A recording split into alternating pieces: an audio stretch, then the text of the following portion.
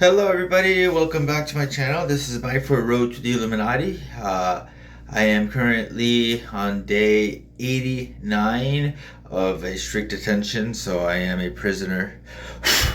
And for that being said, what happened last night was one of the most memorable dreams I had. It was a third version of the Sandcastle. I don't know if you guys have watched previous episodes, and if you haven't, then go ahead and do it. If you don't want to or think this is just silly, then keep on watching by all means, because a lot of funny moments and very funny stories are going to have to be said just to have bridge gaps connected. And if the bridges don't work, then I'll dig a tunnel and basically make myself go to the other side. And when I say to the other side, connecting all of those the well-educated people and the people that are simple just like me, to whoever has a judgment, then go right ahead, cast it, because that's basically what we do in society. And the first thing that we judge is appearance. And me, I am who I am, and sometimes I look like a homeless kid, and sometimes I'm not, but I'm basically on the verge of becoming homeless. I do live at the Salvation Army, and luckily they still kept my room after me pulling the fire alarm one morning, because it was getting too intense. The restless energy and the strung out ones were just pummeling and wumbling me. So in all fairness, it was a shitty thing to do, but I did smell smoke, and if there's smoke, there is a fire. You just might not see it so figurative, metaphorically, or literal, but trust me, it was real. And some of these things might be coming off as hallucinations or schizophrenia diagnosed. And I am in no way, shape, or form dismissive of that information from several psychiatrists, but in all fairness, if I'm trying to explain myself and elaborate on multiple subjects, dimensions, all staying grounded in reality, our physical reality, and those things are hard to explain to somebody, especially with other people tainting the waters, because a lot of people just go on medication and then the voices stops. But let me get one thing clear: the voices will never ever stop unless you let them stop. Because if God, the direct line you have to him, is spoken without and beyond words, such as your instinct, your intuition, your liveliness, your spark in the eye, the way that you conduct yourself, it's a reflection of him and yourself and whoever is inhabited in you.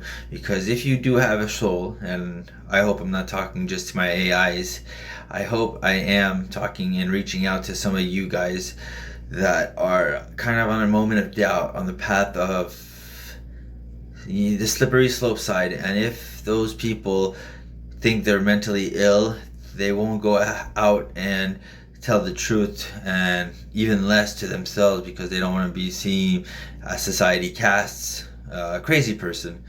But let me tell you, the voices are real. The voices are memory implants that surge from past and future ones, and your kindred spirit, your soul, they fuse together, and sometimes you are tapped into a higher collective consciousness, and you become hyper intelligent, hyperly lucid, and it's a really amazing feeling. And it takes many years of meditation and self-respect to evolve at that point. But in all fairness, if some of you have troubles putting words to the situation you are living, and have lived, because it's a crazy world, and everything is possible in it, absolutely is. And if you have a different view on it, I agree with you too. It is so different in all shapes and sizes and forms.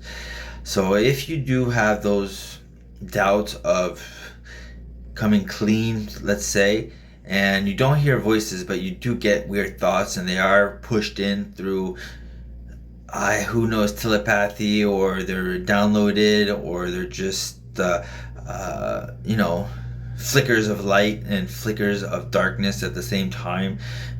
It's crazy how otherworld beings so evolved the past the need of having bodies, genitalia.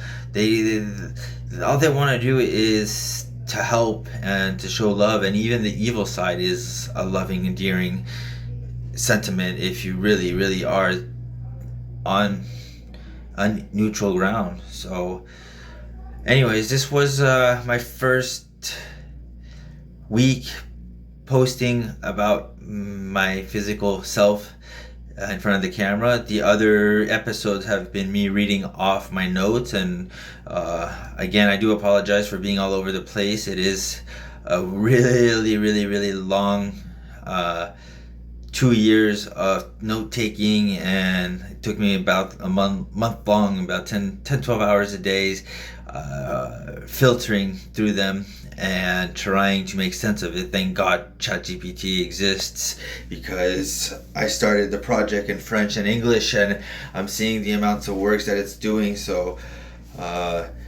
until I get a bigger follower base, right now I'm at 10. I have almost 100 videos published, and if those people, if it works, it works. If it doesn't, it doesn't. But you know, if it's just reaching out to that one person that is too embarrassed to come forward and seek some help, or seek spiritual guidance, or seek just answers to basic questions that I wish I had somebody to be mentoring me, so I can do the same. And in a way, they kind of have it, but just on a different perspective scale than theirs. So this was Mike for Road to the Illuminati. This is vlog number 3. Thank you for watching. Like and subscribe. Thank you, guys.